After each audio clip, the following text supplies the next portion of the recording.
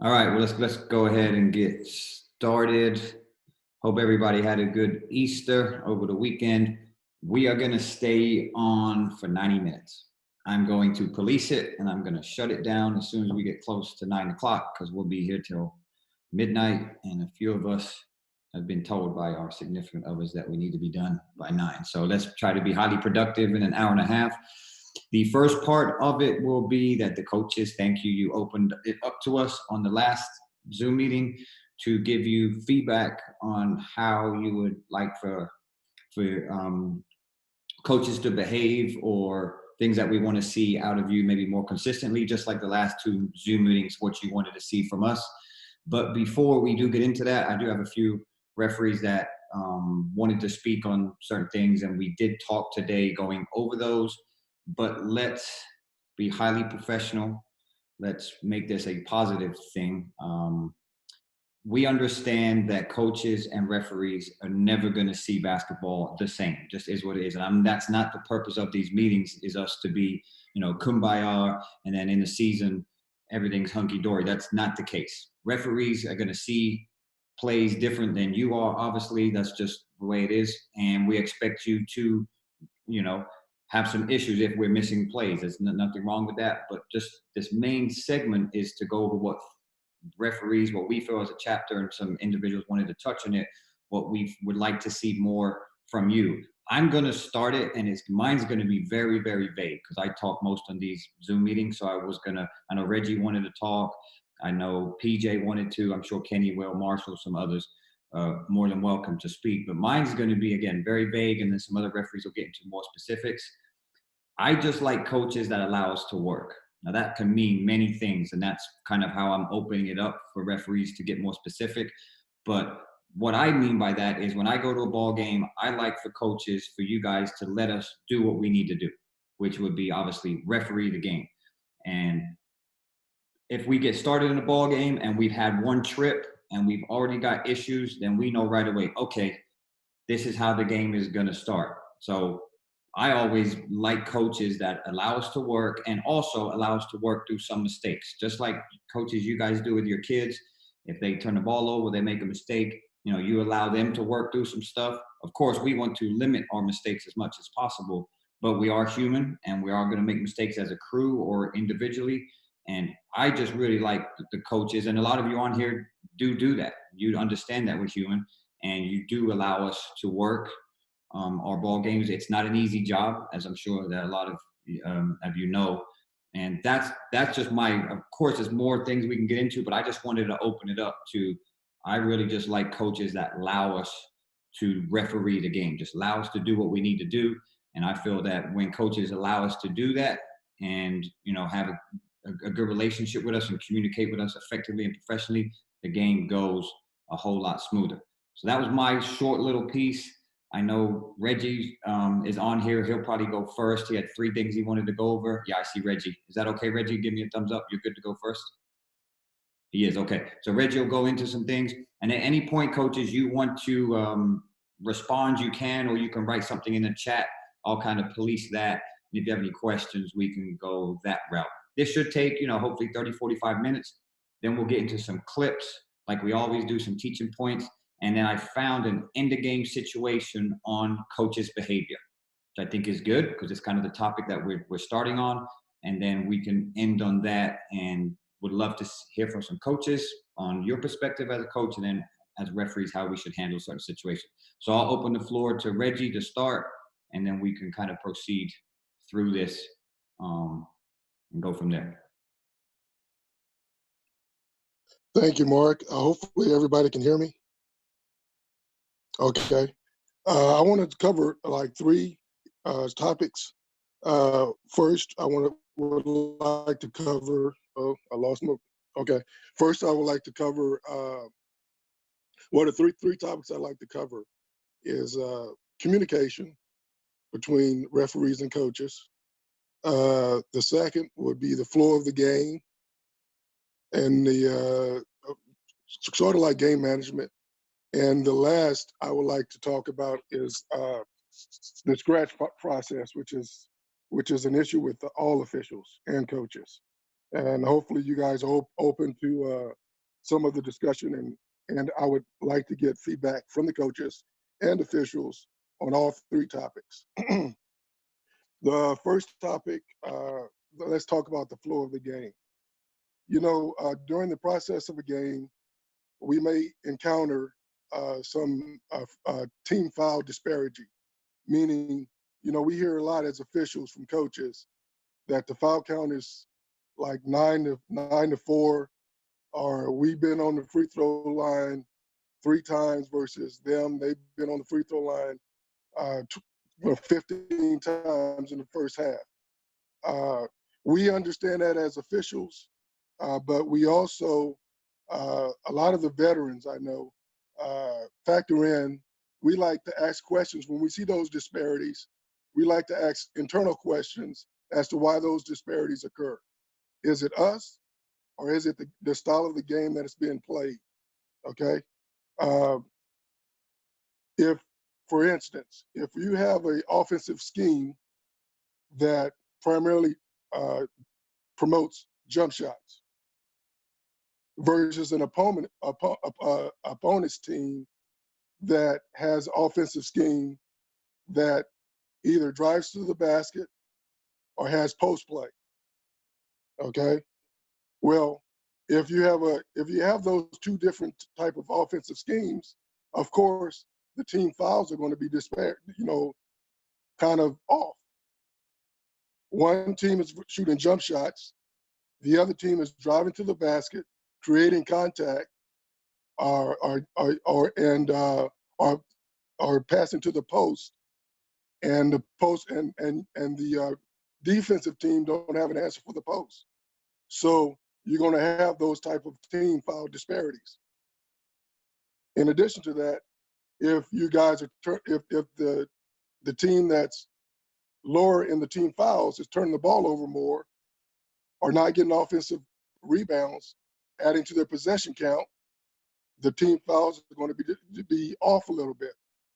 And I wanted to get some feedback from the coaches as far as bringing that into effect, as far as when you guys are asking us why the foul count is 8-4, do you guys ever look at those factors?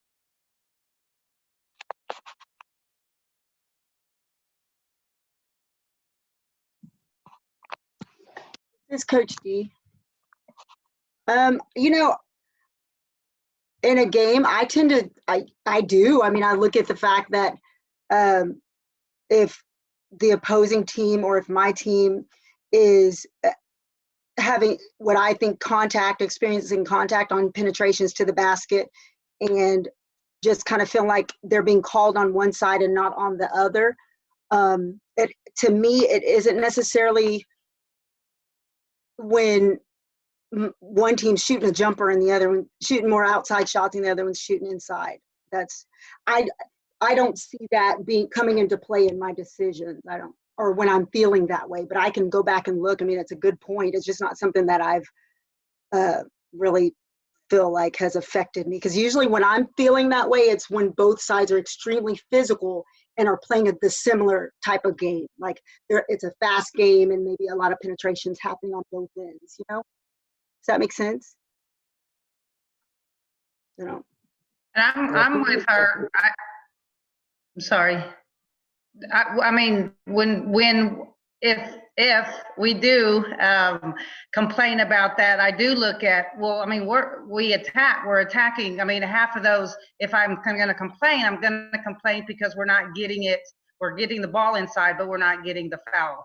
And yeah, I mean, definitely, I guess, I mean, as a coach, we definitely look at that, you know, for attacking or for taking jump shots. I won't complain.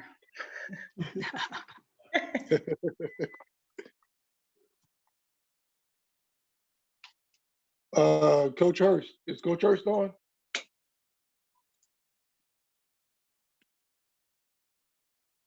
No, I don't. Is Coach Hurst on here? No, he's not on tonight. I don't see him. Oh, okay, because I know he had questions on that on the last Zoom meeting. That's probably one of the reasons why I brought it up. But for Coach D and Coach Camacho, I totally get what you're saying as far as getting it called on one end and not on the other. I totally get that. And we as officials, when you guys say that to us, we internally absorb that and really take that to heart and try to not compensate, but take a look at if that indeed is what's happening. If it is, we would work as a crew to correct that inconsistency, if that makes any sense. Yes, sir, it does. Thank you. I think it helped last week. I know for me, just hearing that they're, whose call it is and stuff, I didn't know that.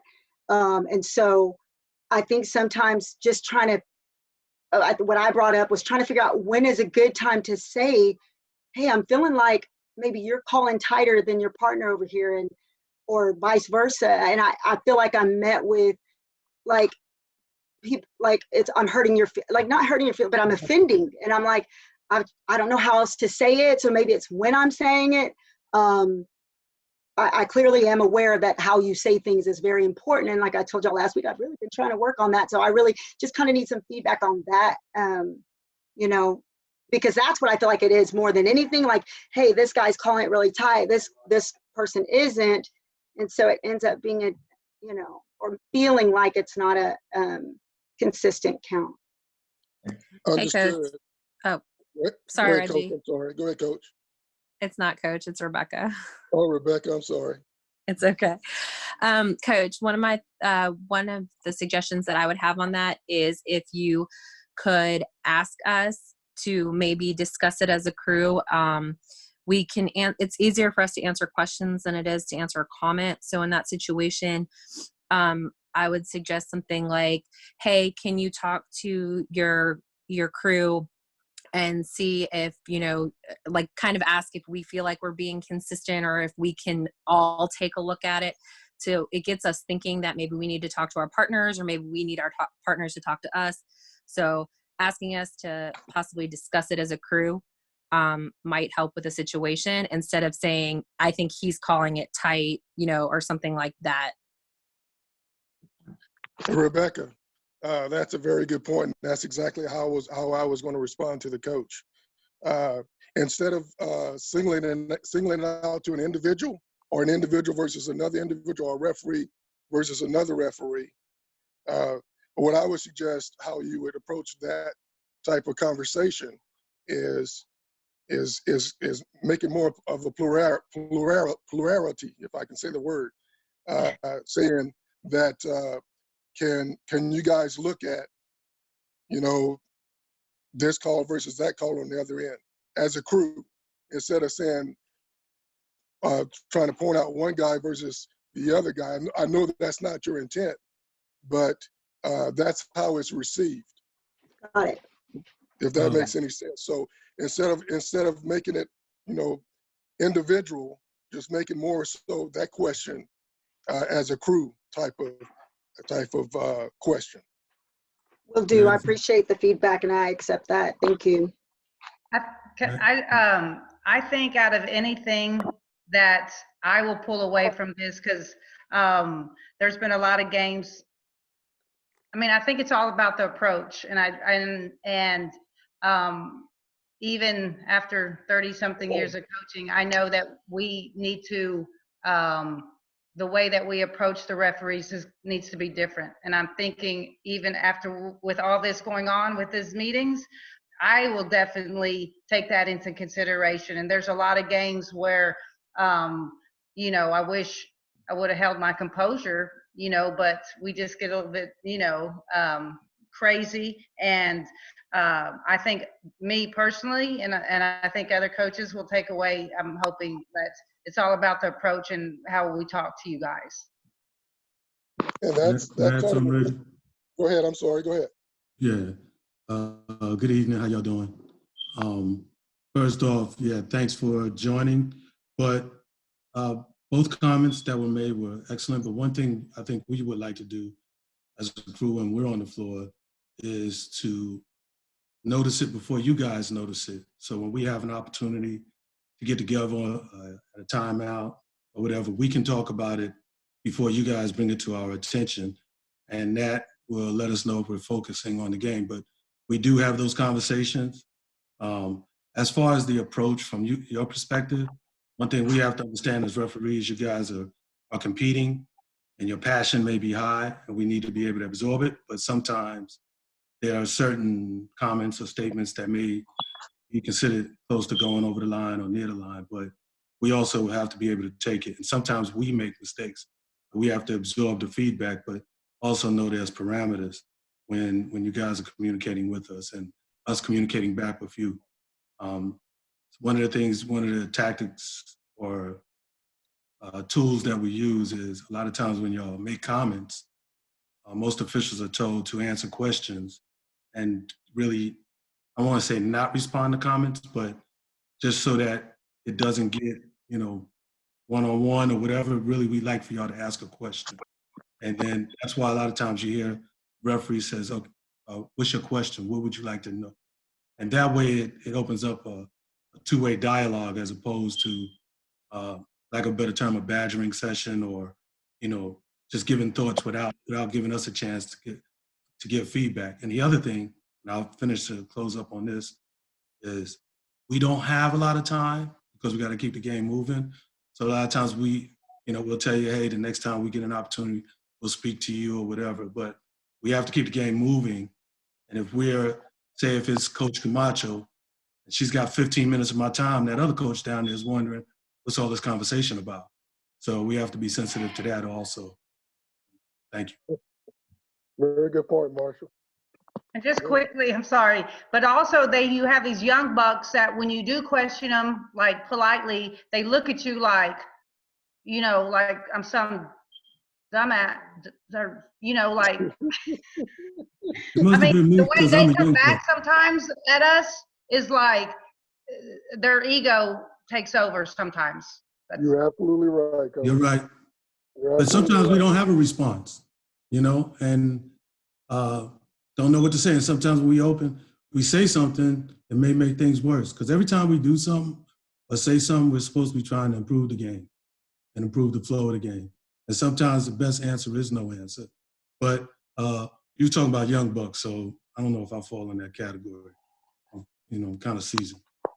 You certainly do. One of the things. Thank you, Marvin. One of the things when you get, for Coach Camacho, when you get those type of responses or reactions from officials, sometimes it's because either they don't have an answer for you. I'm gonna give you 3 scenarios. They don't have an answer for you. It wasn't their play, therefore they don't have a good look at it, but they're the nearest one to you. So that's the one you're talking to.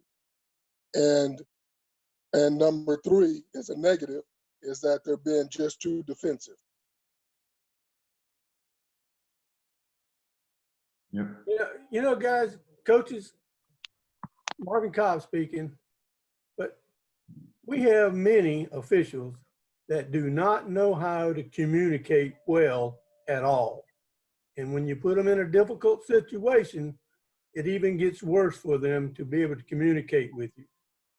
We as officials should learn tendencies of the coaches, just like we should learn the tendencies of the game and how the game is played, which would help us when you approach us to communicate much better with you. And we have to work on that. Just like I think some of the coaches need to work on how they approach the officials and ask types of questions so they can generate the proper answers and get the right information back to you. Personally, I look forward to the comments because I like to respond because communication is such a big part of what we do.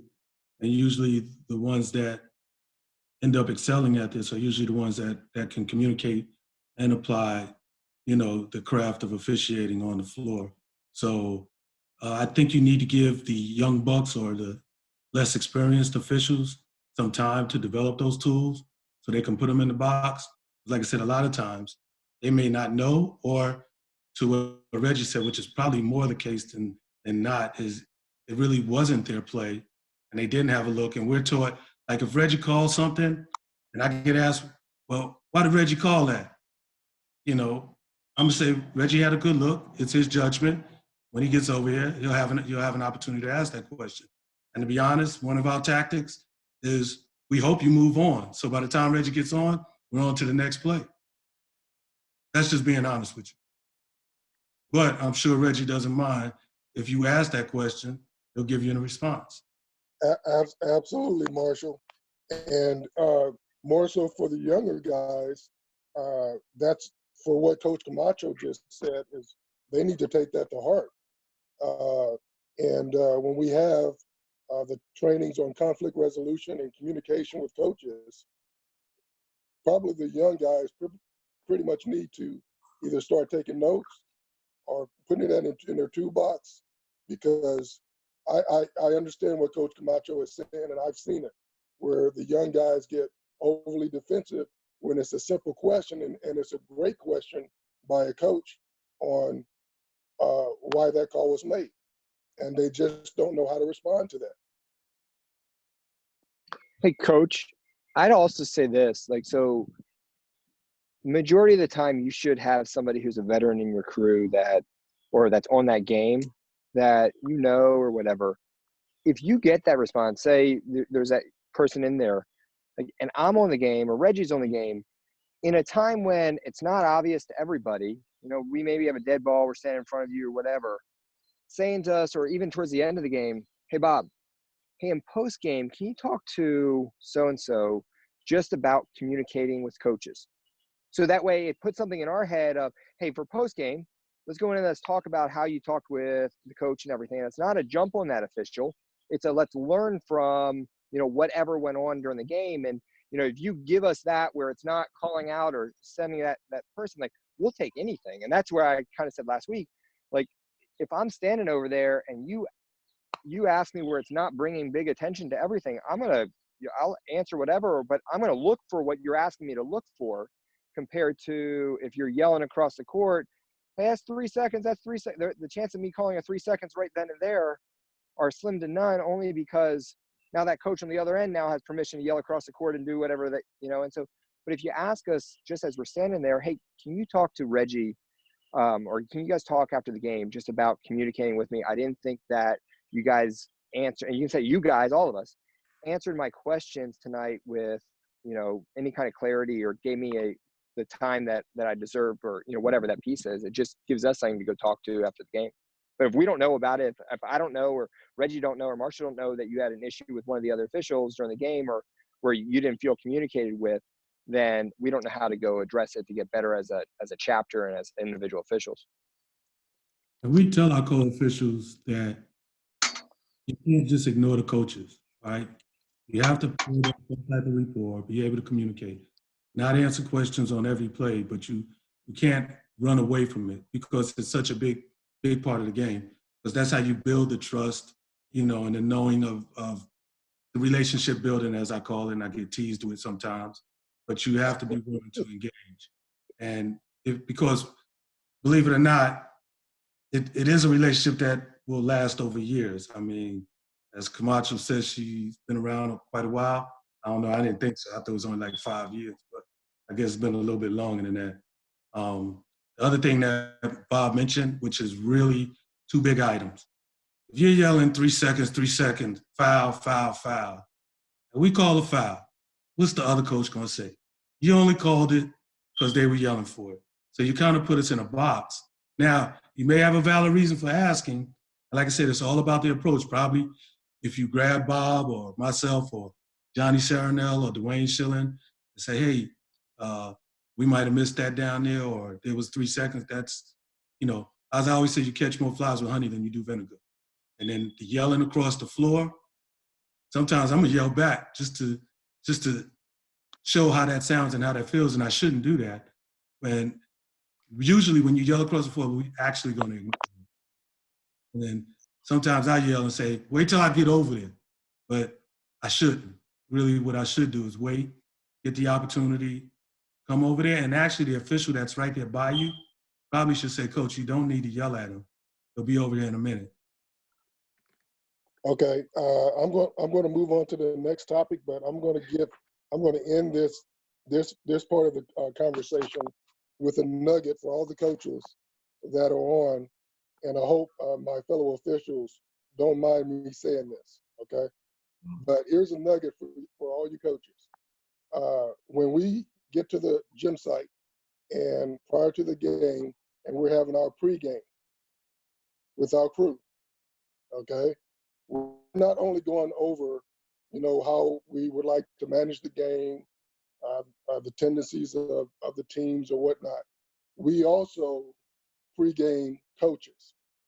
We also pregame the coaches' tendencies, what the coaches that we know of, what their pet peeves are, if you will, what would set them emotionally off.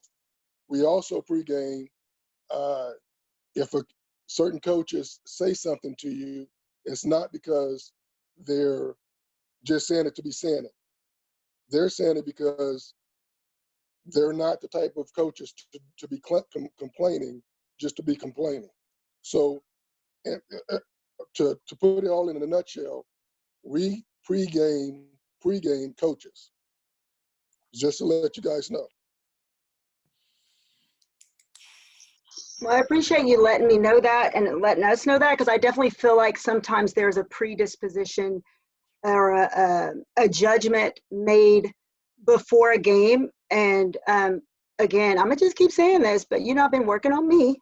So if you're prejudging me based on 3 years ago versus now, but I haven't seen you in a while, I kind of feel like I'm being met with some resistance sometimes when I legit am asking a question, hey, what was the call? And it's already, coach, I'm not going to answer. It was a real simple one. But here's the other thing though, but that's not really my point. And I know we were going to move on, but can I just say this? And it's a legit question for the young bucks and the OGs. What is there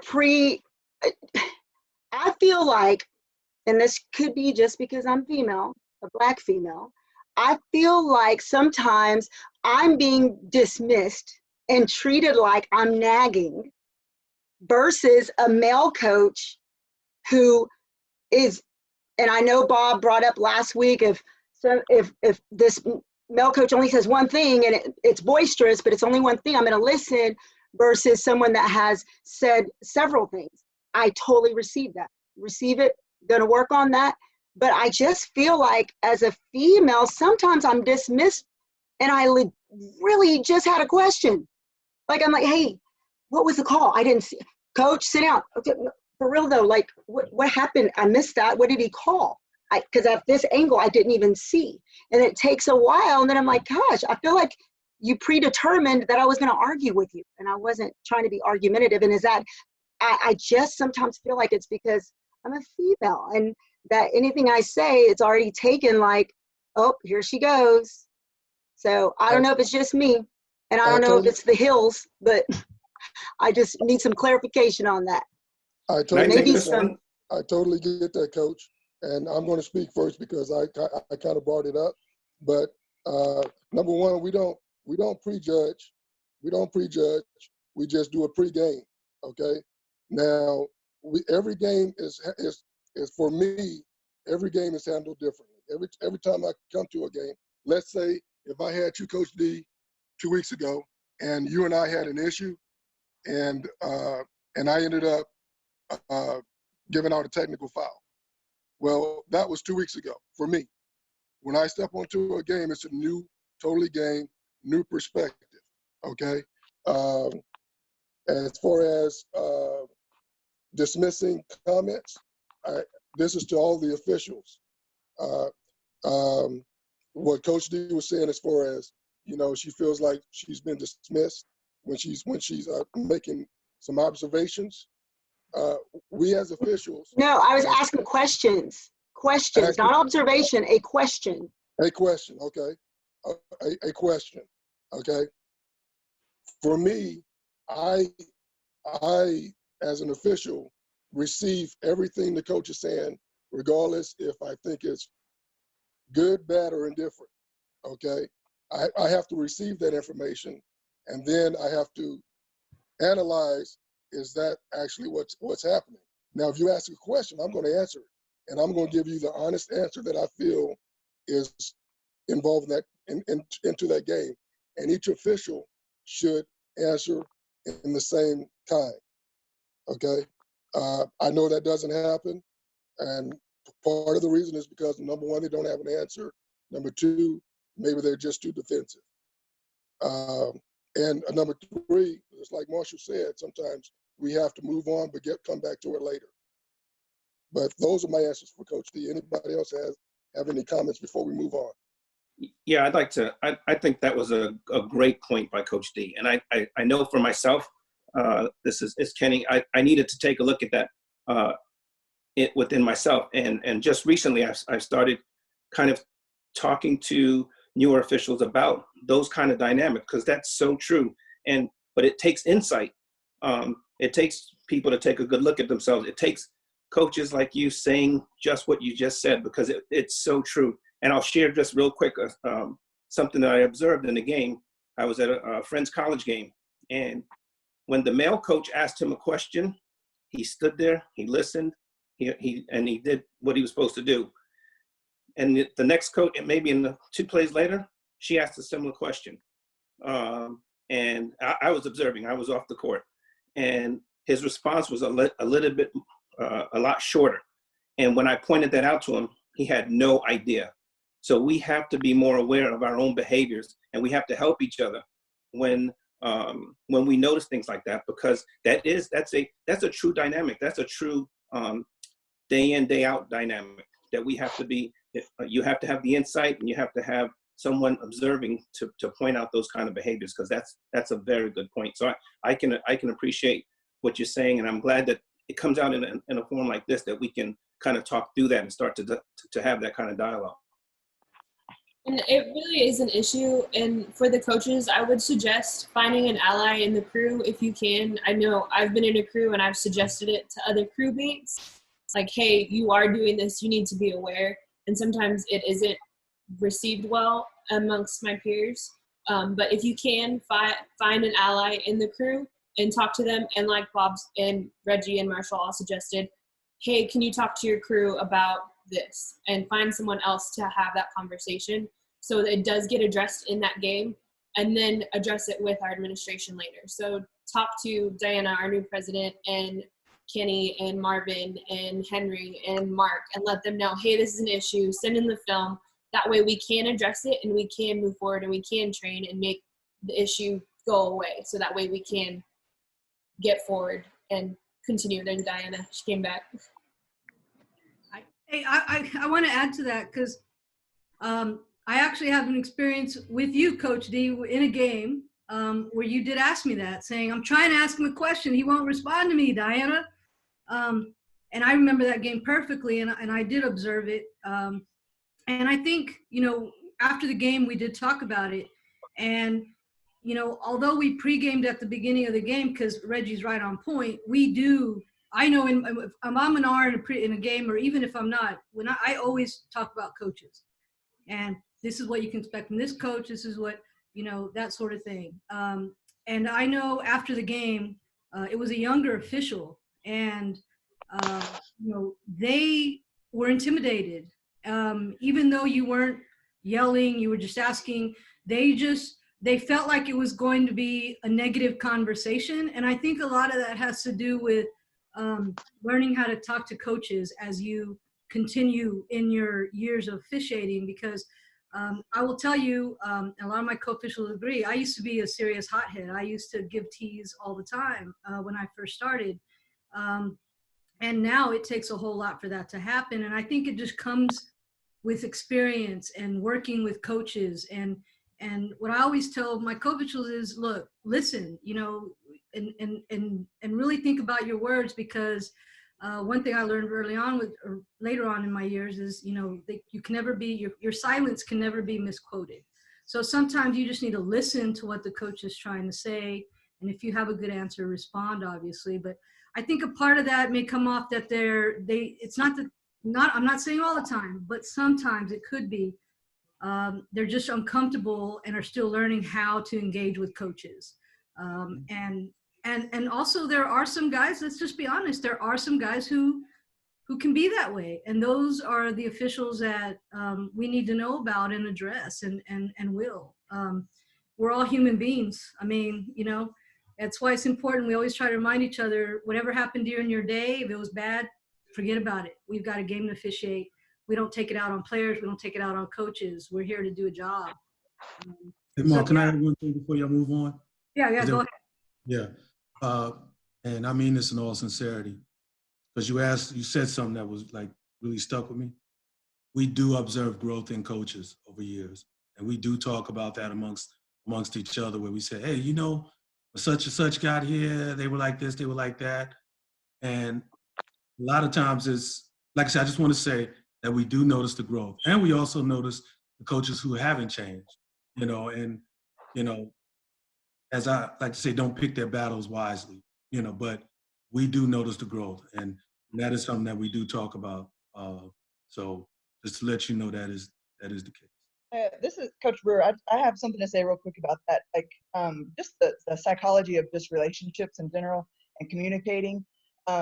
Just even with the referee, like, hey, and you don't have time, you can even just hey, I hear you, coach. You know, like when you're supposed to be conversing with someone, I hear what you're saying, even though you follow with an argument with a but just, I know that sometimes with referees, it calms me as a coach when he looks at me and says, hey, I hear you, I'll come back to it, or hey, I hear what you're saying. And just hearing that brings me down a level.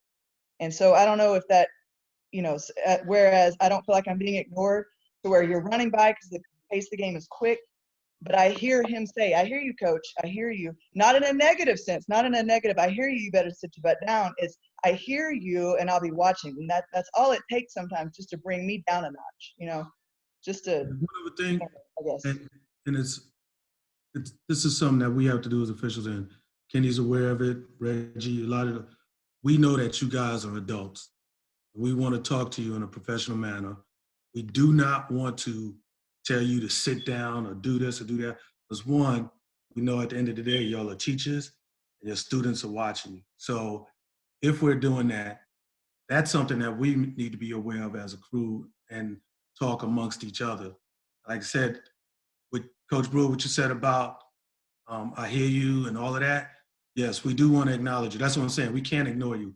And we tell our co-officials, you got to say something. Wayne, got to say something. You can't just ignore them, because all you're going to do is get more irritated. It's just human nature. You know, somebody's talking to you and they just keep ignoring you. What you going to do, get happier? You know, so anyway. And just remember that this is the hardest thing for officials to learn, like dealing with coaches and how to communicate and respond and when to communicate and respond. Like that's the hardest thing for us to learn. And so, you know, you had, you mentioned, hey, the young buck, or like they're still learning that process. I was in a game one night and official or coach is just all over this new official. And I finally came down to the coach. I said, how's that working for you? And the coach said, he's getting worse. I go, yeah, he's getting worse because you're yelling at him and he's nervous and he's scared. He doesn't know what to call and not to call.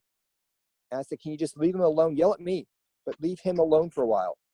And all of a sudden the guy started getting better and more, you know, and so it's one of those that they're not intentionally trying to be bad or have bad communication.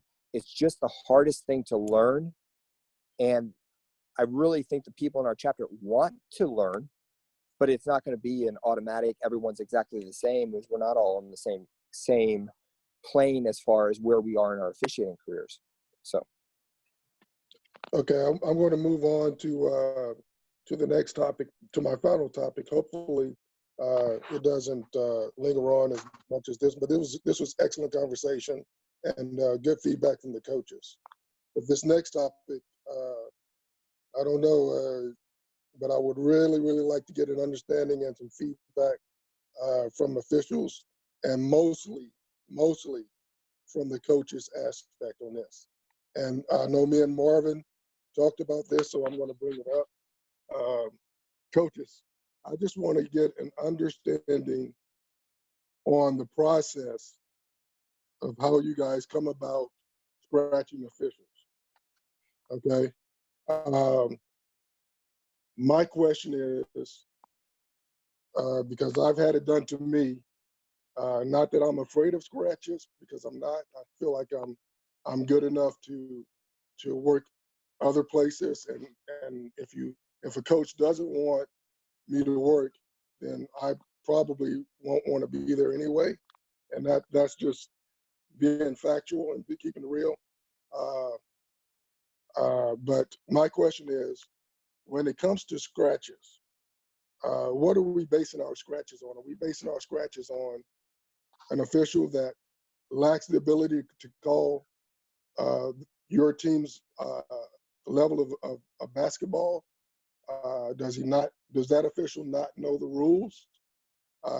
Is that official bad in game management? Or are we basing it on a moment in time where we had emotions were high, and we're just going to scratch an official because we had an emotional moment, and the official reacted to that emotional moment by issuing a technical foul, and now it's more of a payback to that I'm going to scratch this guy or this girl. I'm just curious to know what feedback comes into scratches, because I know as officials, and I'm speaking for everybody on here, and hopefully I can. It's kind of inconsistent on why some officials are getting scratched, if that makes any sense. And I would really like to get your feedback on that.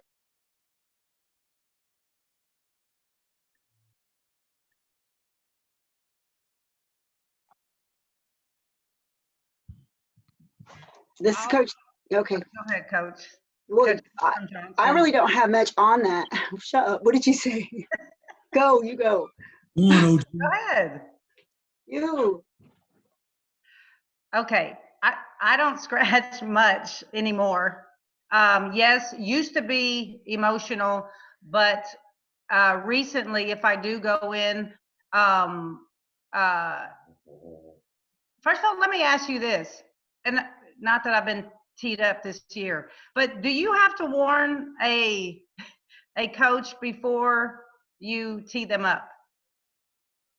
No, ma'am. Okay.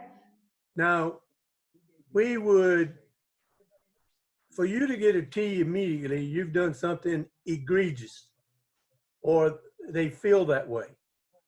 But most of our quality officials, like Reggie and Marshall and everybody on here, they're going to talk to you first before they assess a technical foul. But there's nothing in the rule book that says you have to get a warning first. Your actions determine how they respond to your actions in assessing a technical foul. And I understand that. And I don't go in and just because they teed me up, but I also, I mean, I'll go on the consistency of if it was a full game where it was just outright like too physical and our kids were going to get hurt, then our kids come and say, if they have, they'll pick out the refs and like, Coach, it already messes them up before we even go into the next game. If one of or two of my, good players say, Coach, I can't, none of that, you know how they talk, I can't stand them, or I can't, that's already, even if, I mean, I take that into consideration because I don't want that being in their head even before we start the game. But yes, back in the day when I was younger, yes, it was very emotional. Like if I got teed up or, I did take that personal, but now, I mean, I don't really scratch very much, but I take the consistency part of it. Can I say this? And what my players say. Let me go, Marshall. Yeah. And she's right. In the past, when she scratches an official, she's usually calling me and discussing that official as to why the scratch was put there, which is what we need. We Kenny and I, who get the scratches from the UIL, when they go online and submit that form to scratch an official, it gets sent to Kenny and I. The biggest issue I have with that is not the scratch, but there's never an explanation as to why this official was scratched. Not giving us an opportunity to call an official to discuss the issues the coaches have before we can go back to the coach and say, okay, we talked to this official, we understand why the scratch is in place, so we have an idea. Because if you scratch an official and I can't go back and tell him why, then he's not going to improve. And we want them to improve and change habits if necessary so that they can go to your game and we have a win-win situation. And Coach Camacho, as far as what you were saying with the player, saying that that they can't play well with particular officials, I get that. Okay, I get that, and I understand that. Just a quick short story is that last year I got scratched because of a player being unable to play when I'm on the court, or being able to focus while I'm on the court. I get that. We get that. And I think Marvin brings up a good point. If we can know the reason why we're being scratched, then we can internally check ourselves and maybe change, get better. But when we don't have a reason, that's when confusion starts, and we don't get to grow as an official. But and one more point before I yield to Marshall, one more point I want to make as far as the warning is concerned. Warnings are giving. We like to take 2 steps before issuing a technical foul on a normal situation. One is to let the coach know, Coach, I've heard enough. Let's get back to playing basketball, that type of thing.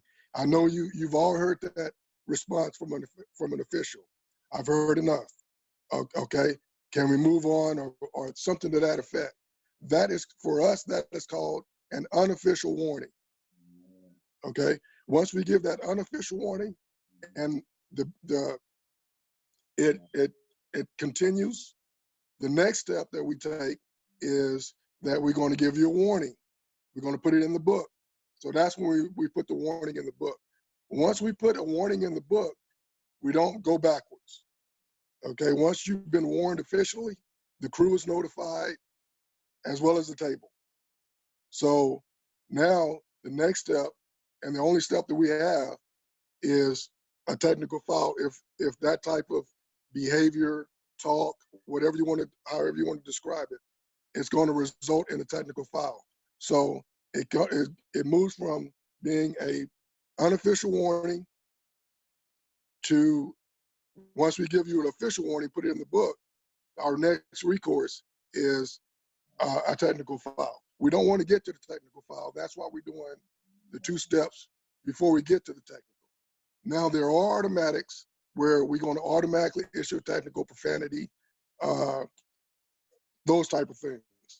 But typically the situation is that we give those 2 steps prior to giving a technical foul. I wanted to, as far as that process goes, informal warn, formal warn, and do what you got to do. But what we like to do as a crew, because we do pregame this, we'll say informal warn, formal warn, and then do what you got to do. But we hope that it's not just one official that's doing that. We want that to be balanced amongst the crew so that we're all seeing the same thing, so that it doesn't look like it's a one-on-one thing. So one thing that I've done over the years is when we give that warning or that informal warning, one, we don't want to, lack of a better term, embarrass you. Mm-hmm. But 2, when I give a warning now, I go over to the coach, because a lot of times you get more irate when the warning comes. And we'll say, hey, coach, that's just a warning. That's an opportunity to let you know that we've reached those parameters. So just please take heed to that, especially like Reggie said, when you get that informal, they're kind of letting you know. And the informal is not going to be, hey, it's an informal warning. It's more or less going to be more dialogue, more just one direction. You know, coach, can you allow me to speak? Please, you may need to calm down. Something along those lines. And then we're hoping as a crew that if that coach goes to the next step, then somebody else will give the formal warning. The other thing that we like to do is we also teach ourselves or teach our co-officials, what can you do besides giving a technical foul? What else can you do to get the game back on track? And if you do give a technical foul, it should improve the game, not make the game worse. So we're also accountable for that when we do call techs. So, and I try my hardest to do everything I can not to give a tech. I'll get into a badgering conversation to avoid the technical. So that's one of the tactics that we do. But like I said, as Reggie mentioned, informal one, formal one, then do what you need to do. And when we get together during a timeout, one of the things we talk about, hey, Reggie, do you think the coach is acting? Nah, Marshall, nah, they all right. They all right. And that also lets me calm down. So it's a give and take all the way around. So when you see us conversating at that timeout, we're supposed to be talking about the game and things we can do to improve the game. So. Okay, I want to get back on topic.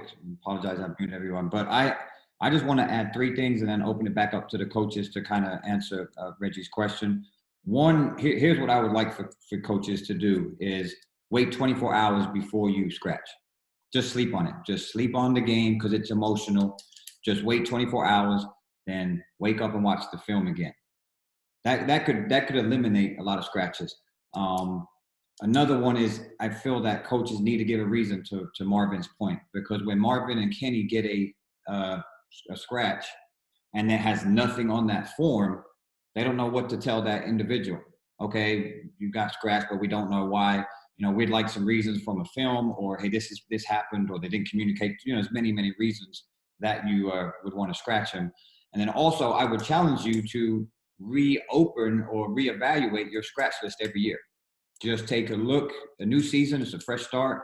We do the same as referees every year. I go look at if I have some school scratch or even some co-officials and every year I want to start a fresh year, and I would like for you coaches to do the same. Just take a look and say, you know what, I haven't had this referee in a few years. I want to, maybe they've changed. You know, let's move on. Let's give this referee another opportunity. And you never know. I do know that Coach Corrales, a quick story is funny, but she does that every year. She shared that with me the first game of the season, that every year she reopens up her scratch list, and there's some that just will not work her game, and that's understandable. Like, you have those referees that you just will never see eye to eye, and I expect you to scratch them for the betterment of the game. But she says, I reopen up my scratch list pretty much every year and give referees another chance, which I think, I never knew that, which I think is pretty cool. But just get back on topic real quick, because I'm going to get into clips after this. I think what Reggie was asking is what are the reasons that you scratch referees, like the main reasons that you guys are scratching officials? Maybe from That's Coach Brewer. I don't scratch very often.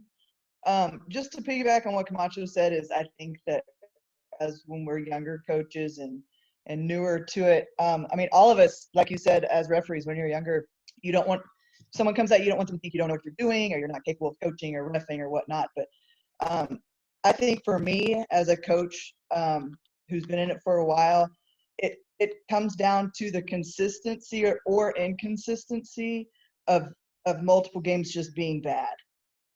Because I know that you can have bad games, I know you can have bad calls, and like we all say, everybody's human. But just like every time that ref walks into the gym, it's the same scenario every single time. It's just bad. Whether it's a bad call or I feel like they're calling against us personally, especially you know, if we have an athlete that has a hot head or something, you automatically come in thinking coming against that team or whatnot. But it's just the consistency of being bad. Other than that, I mean, I think that a lot of coaches scratch on emotion, and I think that's just human nature. And as refs and coaches grow, I think it comes down to honestly just the consistency of what it is. Appreciate it, being honest. Any other coaches before we get into clips? This is Coach Toru from Clemens. Hey, Coach. As one of those young coaches, I haven't scratched anybody, but I do talk to Marvin pretty regularly because I have some referees I feel like that are already biased against whatever we're doing at Clemens sometimes, and then it's not consistent. I haven't scratched, like I said, but it's like I have one ref that calls it one way and the other two aren't on the same page, and so it's just, I don't see you guys regularly enough to say, oh, you're good or bad, so I get all kinds of, I've seen a lot of people. I mean, I was Treva's assistant for 5 years, and we saw pretty much the same referees. And then at Clemens, I saw people that I had never seen before. So it's like, I don't see you enough to judge if you're good or bad. I just know based on that one game. Also, I don't really have time to go in and do all the stuff that it takes to scratch. So, but I do send like comments to Marvin, and there are some referees that are more open to talk than others, but some people just, they don't talk to me. That's, I mean, my biggest issue. I have questions. I'm trying to figure out what to tell my kids, and I get nothing. And I'm yelling because you don't hear me. And then now, oh, that coach is always yelling, but I'm really just trying to get your attention. So I don't know. Erin talks to me when she refs my games, and I probably get her the most, but like the most consistently, but otherwise it's kind of up in the air. And to respond to that, Coach, because the last two meetings that you weren't on, this is what we've heard. I appreciate you being honest. We've heard it from every coach on here. The main word that's coming up every single Zoom meeting is consistency as far as play calling or communication. I mean, it can fall under many different things. This is going to be our major focus in the offseason is, one, how to communicate with coaches. You heard it from a lot of referees, some veteran, experienced referees that are saying some referees just don't know how to talk to you guys. Either they ignore you, not intentionally, they just don't know how to. So we've got to do a better job with our training on how to communicate effectively with referees. And as far as play calling and that's what we dive into every week. We get into clips, and we try to be highly consistent on both ends. And that's something every pregame I've been a part of. I'm in it. I'm watching everybody in this Zoom meeting. Our pregames are very similar, and it always talks about, hey, we've got to be consistent on how we communicate with coaches, communicate with players, how we are matching similar plays at similar ends. Because that's the biggest gripe you're going to get from fans, from players, and from coaches is the consistency. If you're consistently bad, hopefully you're not, but you're not going to get as much grief. If you're consistent on one end and inconsistent on the other end, that's when that's going to set coaches up. So I appreciate you being honest, Coach. That's what we've been going over the last two Zoom meetings, really focusing on being better communicators with you guys, and hopefully you guys are going to be better communicators with us, and then just being more consistent throughout the ball game. So that's what we're really going to be working hard on. It's going to take some time, but I think these meetings are in the, putting us in the right direction to do that. If any other coaches want to say something to referees, I think PJ wanted to say something real quick, and then we need to jump into, we got 30 minutes left to get into some clips. So I'll open it up for a few more minutes. Otherwise, we're going to jump into some clips. Yeah, Mark, if I could real quick. Just want to offer, Mark was asking for information for areas of improvement during the game, but talked to some mentors, and we came up with some things that we see coaches do before the games even start. Some of those things, real quick, Mark, I know you're short on time, was that they invite the officials in for their scrimmages, but they also have the officials do like a presentation, sometimes with parents and players, where the players and parents can ask questions, and they'll cover the yearly new rules and the new points of emphasis, and also get a copy of that from the referee. We see a lot of coaches, they have their captains come up before the pregame and ask questions of the crew prior to the game starting. Or if they had concerns, hey, this last game, this team was dirty and they slung me down and we had some elbows, or we had a lot of fouls, or this, that, and the other. And they would express that to the crew prior to the game starting. Sometimes when we go early for scrimmages, we see their practices, and a lot of coaches incorporate in their skill development drills certain things to teach referee rules knowledge, like legal guarding position, running and to stay in front of using your torso to stay in front of your player versus slapping down and using your hands or moving forward. They would incorporate all of this stuff into their actual skill development.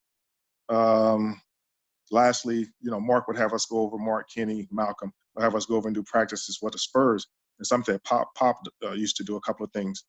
He would tell us certain players, like he would pick out the point guard, Delonte Murray, whatever his name, Murray, Lonnie, another guy that was a hothead, Detman. He would tell us don't call fouls for them.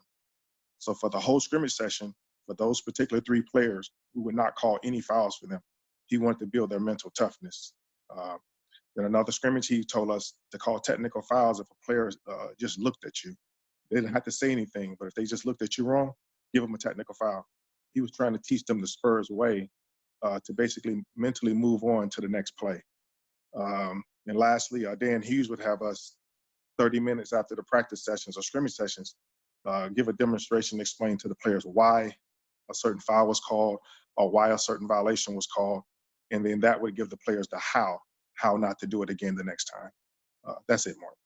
Okay, thanks, PJ. Chris Coy, I love you, man. Go ahead, but you keep it short, and then I'm just going to jump into the last one. But Chris Coy wants to say something real quick. Go ahead, man. Okay, thanks, Mark. Hey, just to piggyback on the consistency, we do go in at halftime and discuss the consistency, but we as officials need to be more open to the feedback of the consistency. I spoke to Mark earlier this year, and I said, during halftime, do you actually go in and talk consistency? We're not seeing the same play, or we just need to have a better approach and be able to accept that feedback from one another, whoever it is, because I don't care who's right or wrong. We just need to get it right. Agreed. Thanks, Chris.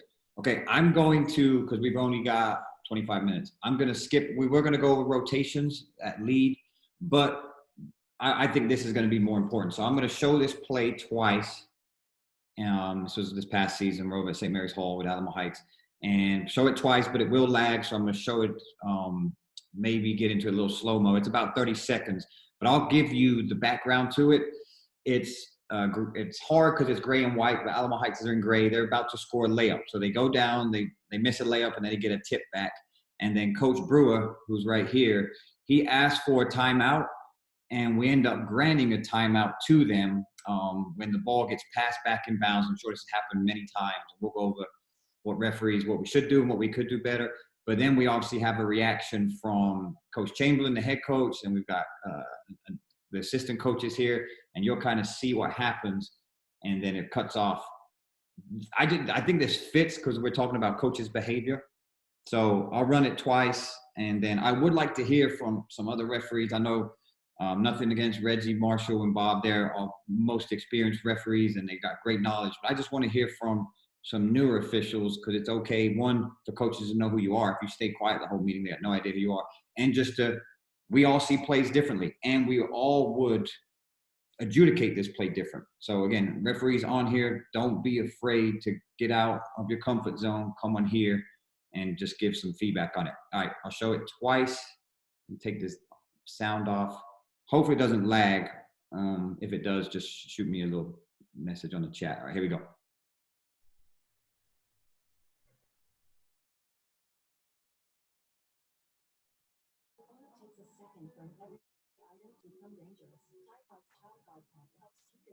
Hope you can see it. There's a timeout, and then here we go. Here's a head coach, assistant coach.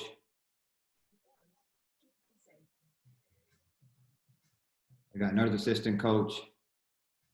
Oh, I remember this one. Yeah. Okay, I'll show it again. So there's the putback, and then Coach Brewer's asking for a timeout here, and then we grant the timeout. Hand goes up, we grant the timeout. Ball is live here, okay? And then we have all the, if you can't see it, then I don't mind going over it, but hopefully everybody can. Hey, Mark, who has the ball for the timeout? Who has the ball? So what Alamo Heights is gray. It's Hawks is gray and white. So Alamo Heights scores the basket, and this is their bench. This first half, second quarter. Okay. And he wants the timeout on the made basket. As you see, so the ball goes in, right? Here's coach. he kind of turns and says, give me a 30-second timeout right here. So here's asking, now he's asking the new lead referee for a timeout, and then we grant the timeout, and the ball is at half court. All right. Then we're going to give him a timeout. Obviously, the St. Mary's Hall coach is upset because they've stopped the fast break transition. His kid, by the time the ball, everyone stops, he's in the front court. So he's saying, obviously, I know what he's saying. How can you give him a timeout? We got the ball. That's obviously going on, right? He's upset. Now the assistant coach comes on. He's irate. He's got some stuff going on. He says something. We send him back. Here comes another assistant coach out all the way to half court. Head coach still upset. We go back and we're here, okay? It's a lot going on, a lot going on. I've looked at this several times, so I've been able to write some things down, but I want to open it up to, obviously we know the coach's behavior it's not good, right? That's unprofessional. That this is, in my opinion, we're not warning anybody here. So, if we're getting into what we kind of talked about earlier about automatic technical fouls and those type of things, these are things that we need to be thinking about. But again, any referee that we have not heard from, I would love to hear from you on what we could do better, ruling, what we should do, and Come on, Mark. Reggie, I've heard from you. I know you're probably going to end up doing it, but I'm just trying to get other people engaged. That's all I'm trying to do. Especially when coach is saying, hey, Mark, before you go on, I do have a question for you, Mark. I can't really tell on the video is the new lead who called timeout. Yes. I can't tell if he was looking back to see where the ball was at before he called a timeout. Okay, let's just say he wasn't. So there you go. So Mike, that's it. That's issue number one, right? Where we got to find the status of the basketball before we blow our whistle. So I'll open it up. Questions, okay? Should we grant this timeout? That's number one. No. Well, you have to grant the timeout. No. What I'm saying is, Marshall, you're not allowed to talk. I'm not allowed to talk. You're not allowed to talk. Huh? Marshall, you're not allowed to talk. Go ahead, Aaron. No, you're not allowed to talk. I'm not allowed to talk either. Neither is Reggie. Yeah, I want to hear from somebody. Go, Dwayne. Hey, Mark, this is Trey. Make a comment on this. Trez, again. We talk a lot about, there's two things here. We talk a lot about preventative officiating. So first of all, I'll talk about the preventative officiating side, and then we also talk about taking care of business. Taking care of business meaning the coach that came across the floor and all that, their business should have been taken care of. So a way to help us in looking at this is, first of all, as an official, whenever there's a basket made, it looks like the score is 25-28, we have to be aware of situations where coaches might want to call a timeout. So immediately, one thing they could have done is be aware of, hey, the coach might call a timeout. As the new lead official, maybe he could have, I can't tell from the video, but maybe he could have opened up to maybe get a good view, locate the ball before he even blew the whistle. And then the other part of the preventative officiating, real quick, I won't take too long, is the C could have been watching the coach also, taking a quick glance, because it looks like you can tell he's won the timeout. And aside from all of that, I think that the new trail should have immediately given a technical foul to the opposing team for the coaches coming out. And that's pretty much what I see. Thanks, Chris. Anybody else? All right. Yeah, Dwayne Peterson here. From the top, you asked the question whether or not, should the timeout have been granted? Obviously, that's a no. You have coaches on the floor, half court, actually, all the way in the, beyond. And I think the center official is just kind of in la-la land, just kind of watching whatever. I'm not sure what. But yes, at that point, you have the head coach, 2 assistant coaches come out from St. Mary's Hall bench. Yes, a technical foul is going to be warranted at that point. In my view. So what these guys could have done differently, like Trey said, the new lead official could have had his head more on a swivel.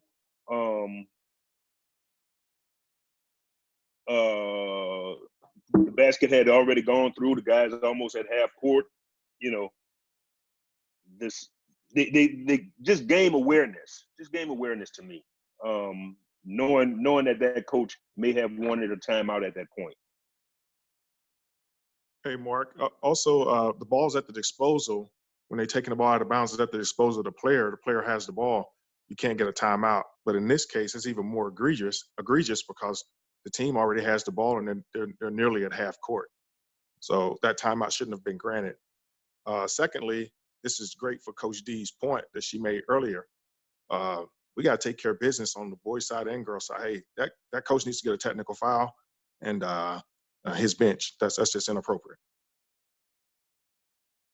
Hey, Mark, the only thing I would add to that is sometimes, even though on the way up to the basket on the tip, the coach may, before the ball was already brought in, the coach may be asking for the timeout. And when he looked back, the ball was already in. Sometimes we do take that into consideration that the coach was already asked for the timeout. But as soon as the ball was already in, we just didn't call it in time. I agree. I have a couple of things, and I'll just open it up. When I look at this clip, I put more onus on the coach. You've got to do a better job of letting us know you want a timeout. He's real nonchalant. It's 25-28, 4 minutes to go. I'm not assuming you'd want a timeout. Now, if this is at the end of a game and you're down and you're trying to stop the clock and, stretch the game out, then we're going to be more aware. But I watch it. These kids are going up and down, and it's kind of random that he would ask for it. Yes, we need to be aware, but he just kind of turns and does one of these. Like, coaches, if you need a timeout, you need to be yelling and signaling and doing a little bit more. For me, Coach Brewer doesn't do that. When the referee actually notices that's a timeout, we have to then find the status of the ball. So I'm going to turn and look. The ball is almost at half court. The ball has already been in play. It's by rule, I am not going to kill this and then give a timeout. That's why the St. Mary's Hall coach is so upset. He has a legitimate reason to be upset because we are blowing the whistle when the ball is already at the disposal and the other team has the basketball. So by rule, we can't do that. So one, what would help this play is being more patient, finding the status of the ball, and we won't even have a whistle. And I will be telling that coach, it's too late. You got to come to me early. If you want a timeout, you need to come to me as soon as that ball goes through the basket, because that's the only time they can get a timeout. So that's my opinion as far as that. But what I do want to get into is how are we going to adjudicate these coaches and how are we going to resume play? Now, we're going to a timeout, right? We know that. That is the point.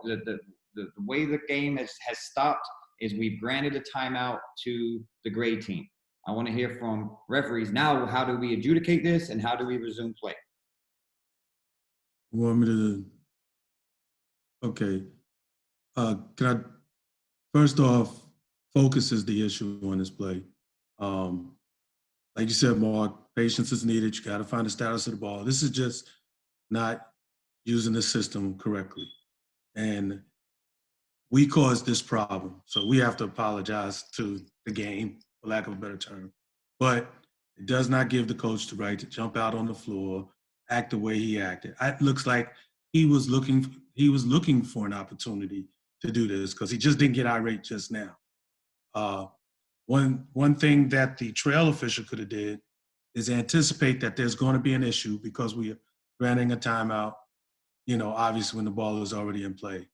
He could have, hindsight 2020, preventive officiating, turned directly to that other coach, check their temperature, stop, coach, hold up. Then we could have prevented all of that from occurring. There has to be, like I said, once they crossed that half-court line and it looked like he went badgering after the official, that's one of those no warning type deals that the technical foul is warranted because they're right, wrong, and different. there's no way that we should accept this behavior. Now I say that, but I would be trying to look for ways to get out of it without giving a tech because we did cause the error. But at the same time, that gives no right for a coach to act that way and the assistant coach. What I would probably do, more than likely, try to take the lesser of most evils, I'd probably check the assistant more than the head coach. Just so that, but something has to be done. That has to be addressed. And it can't just be addressed with a stern talking to. That, because they've out 0 for 2 is always worse than 1 for 1. So grant the timeout, then let them act that way, we end up being 0 for 2. So at that point, you have an opportunity to lose control of the game.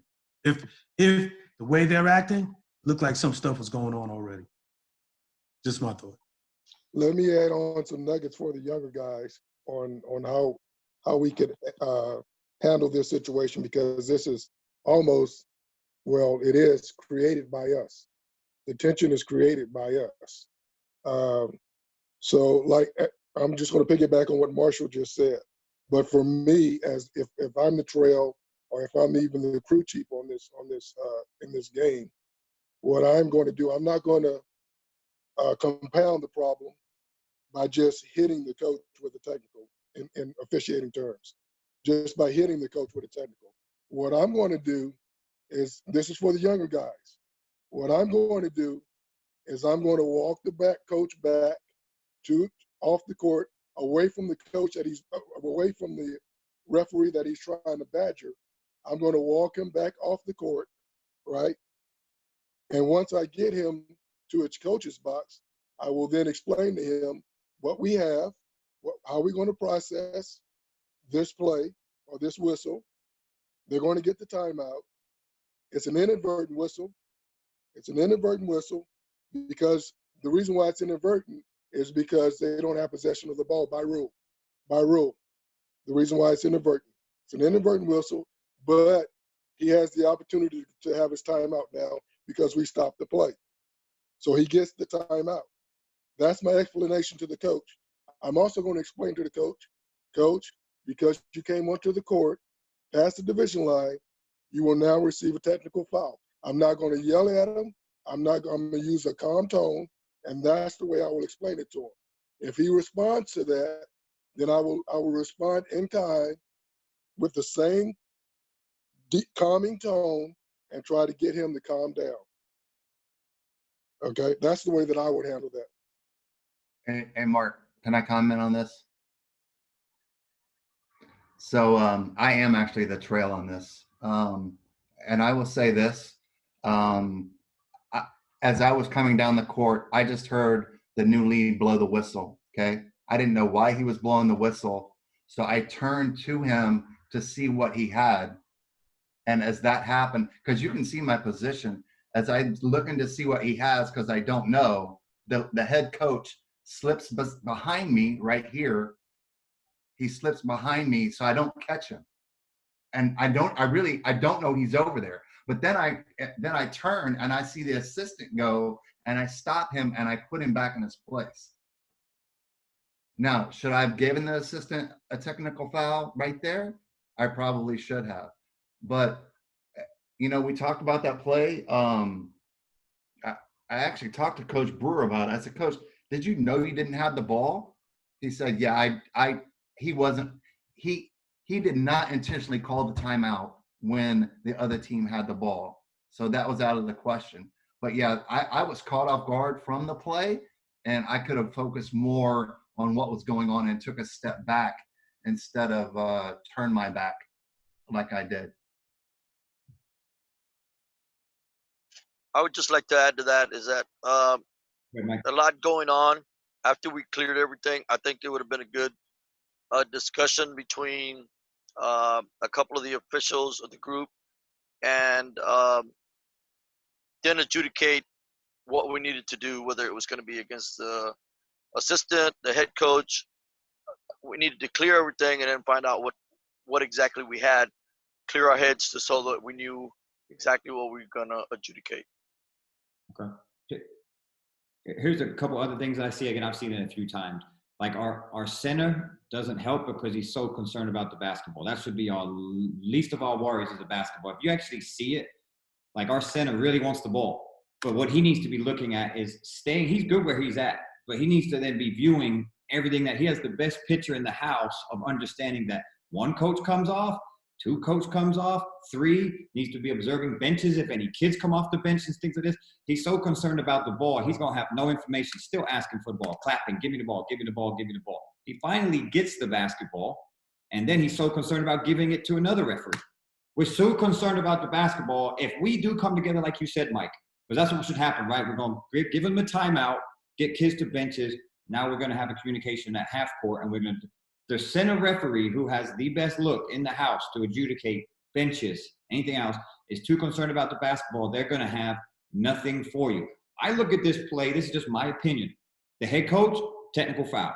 Assistant coach, technical foul. The other assistant, technical foul. I see 3 technical fouls on the bench for White. By rule, yeah, I understand the head coach is irate. He's upset. That does not excuse him running all the way this far on the floor. To me, it's automatic technical foul. The assistant coach coming out, that behavior, automatic technical foul. Maybe we can get away with the last one because he just kind of suddenly comes out and just walks out right here. But by rule, he's not supposed to go. He's not coming on to break up a fight. That's a different rule. Any coaches, assistant coaches now and head coaches, they can come on to help with a fight. There's no fight. So I look at this as 3 technical fouls on the White bench. Now we get into a head coach has got a direct and we've got 2 indirects. Now what do we have? Do we have an ejection? Right? We've got 3. We've got 2 indirects and ejection. So I see by rule that when we come back and we talk about it, that coach is gone. The head coach for St. Mary's Hall is gone. And then we've got to get into 3 technical fouls. That would be 6 shots. And the ball would go back to the great team at the division line. Tell me I'm wrong. This is how I view this play. Hey, Mark, does that assistant coach, he's going to get the head coach. Can you check that? Did he? That's my question. I think, yes, that's why I didn't get him, because I felt he was going to get the head coach off the court. Right. I'm sorry. Yeah, if I could speak real quick. Yes, go ahead. Yeah, like if I'm trying to go get Coach Camacho and pull her back, am I getting a technical for trying to go pull her back away from, arguing that call? You need to go get Coach Camacho sometimes. So the only thing I would say is when you do go get your coach, don't address anyone else other than the coach, because otherwise then it would be deemed as you doing something other than. On film, it is hard to say whether or not that is what they're doing or not. That first coach, definitely not. That second coach, it's hard to say. Can I throw something in there that Mark said, and I think you need to take the indicator. He said by rule. That does not mean that he would do that in the game. He's saying by rule, he has the latitude to eject the coach because of the violations that occurred. Whether they were going to get the coach, going to save the coach, by rule, you are not supposed to do that. But we're saying by rule. So that means there's latitude given to not give all 3 techs, but he's saying by rule, he is warranted to give the tech. And finally on a tech that we caused.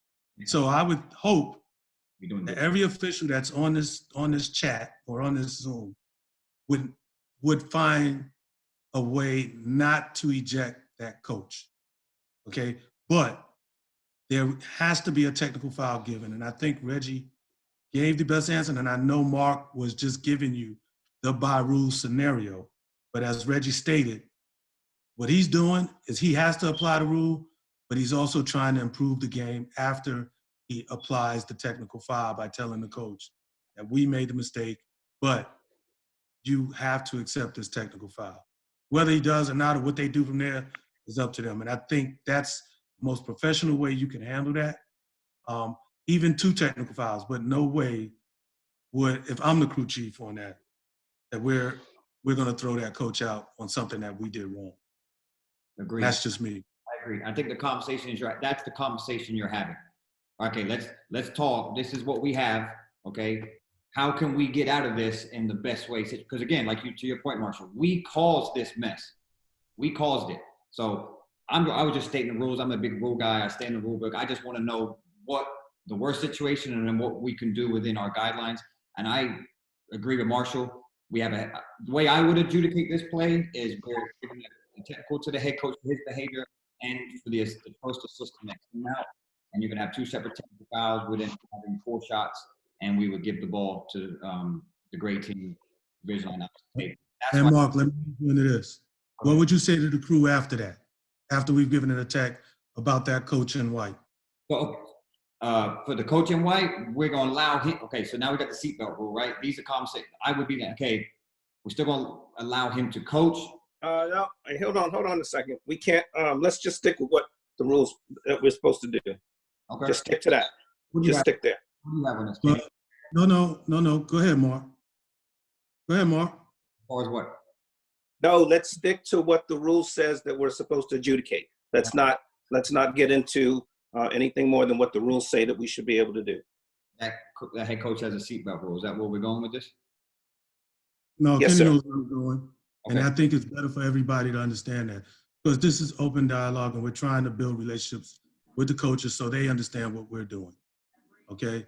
So, if Diana, what do you want to do? Because like I said, You give yeah, Marvin. direct technical foul to the head coach, they're going to have the seatbelt rule. You can't let them stand the rest of the game and coach. I'd just like to know, Kenny, where were you going with that, Kenny?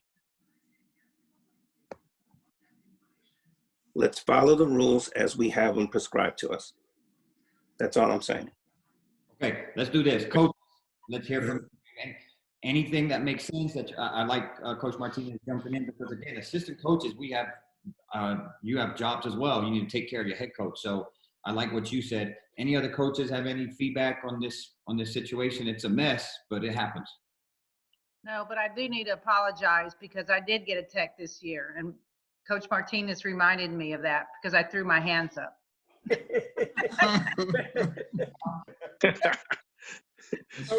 What I can tell you from my perspective, we have a timeout, right? So now we have, as officials, we have the opportunity to not only calm down the coaches, let them go into their timeout, right? The officials are now going to talk, and we're going to come up with a resolution as to how we're going to handle this. We can take care of the technical fouls after they come out of their timeout once everybody's heads have calmed down a little bit. I think that's the important thing. We don't want to meet emotion with emotion. We want to be able to calm this down, let them go to their timeout. Let's talk about it. Let's come up with a resolution, and let's take care of business. Hey, Dwayne, if I can just real quick, Mark, in response to you, for me, I would rather handle what just occurred prior to the timeout, so there's no surprises. For me, it's de-escalation, and it's also, for lack of a better words than what Marcus said, it's the path to least resistance. So that's the way that I would handle it when I'm handling the St. Mary's Hall's coach and informing him at the time of what we're going to do. And without a huddle, I'm informing him that he's receiving a technical foul. A technical foul is going to result for him coming on the court. That's what I would do. Mark, can you provide the teaching point about I got a question. Why we don't give the tech after the timeout and we don't? Can you explain that to that official, please? You got a question? I got a question. This is Coach Zuleika from Cole High School. So your call is you have given them you've given them the timeout, plus you are giving the other team a technical foul to the head coach or assistant coach. Is that what your call was?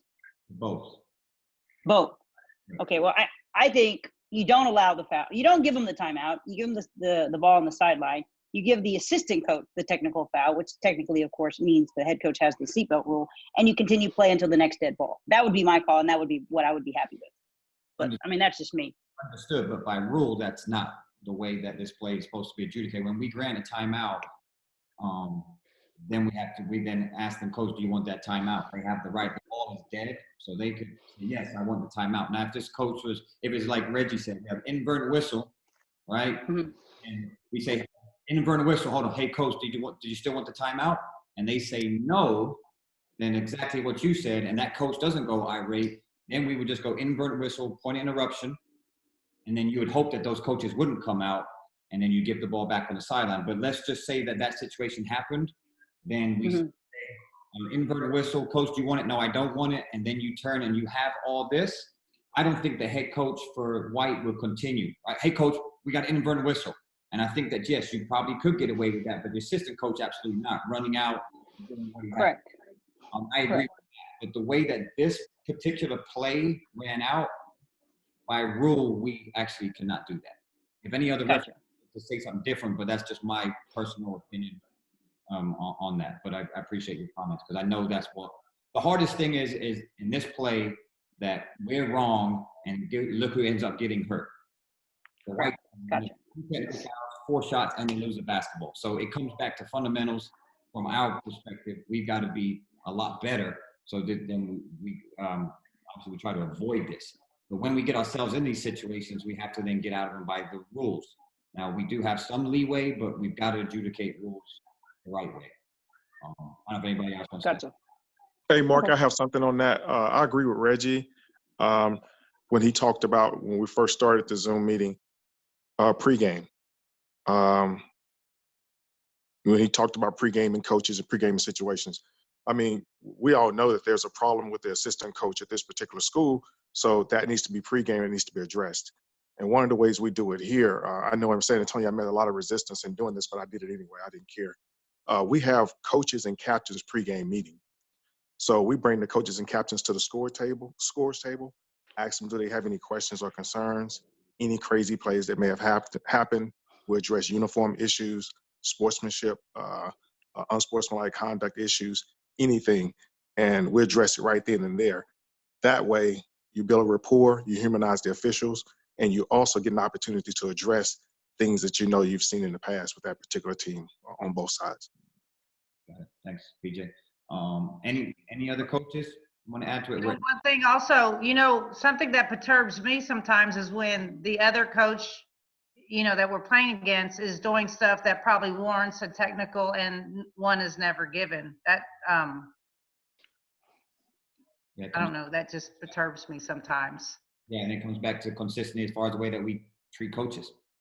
And it's something we got to get better at, so I appreciate that. I totally agree. It is 9:05. We went 5 minutes over, but I did want to close. This is great. I did want to close on just one thing. I love that we're getting closer.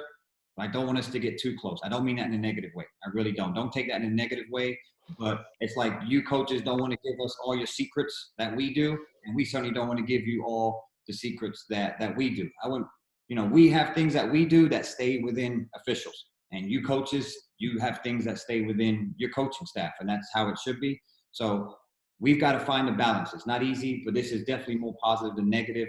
I think that's where Kenny was going with that. We just can't give too much, and we don't want you to give too much. But I think just closing the gap and being more positive and just understanding each other can only get us better.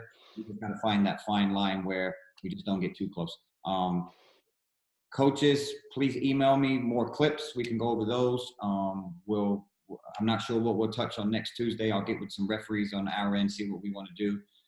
But I really do appreciate everybody's time, and I wish more referees would do a little bit more out here, because to the coaches' point, they all said it, that we're not great communicators. Here's a better way for us to communicate. Get out of your comfort zone, get on here and just talk and get your face out there, get known. Because I know a lot of coaches don't want to see the same referees every night. They want to see younger referees. They want to see who's up and coming, or passionate young referees. We're the same age and we don't. So I'll close on that. If you have any questions, feel free to email me, and we'll see you guys next Tuesday at. Real quick. I just want to say, Camacho, hey, congrats on your player getting into Lamar College. So congratulations on that to your player. Aren't you already getting her games? Thank you very much. Huh? Aren't I what? I said, isn't she already getting your games? Kenny's suggesting that I'm brown nosing you, but I'm this year. merely just saying congratulations for your player. Come on, Kenny. Thank you very much. You're welcome. I got you next playoff game. All right. I thought that was reserved remote, Coach. The other team will have it scratched. Everybody take care. Stay safe. All right. Talk to you guys soon.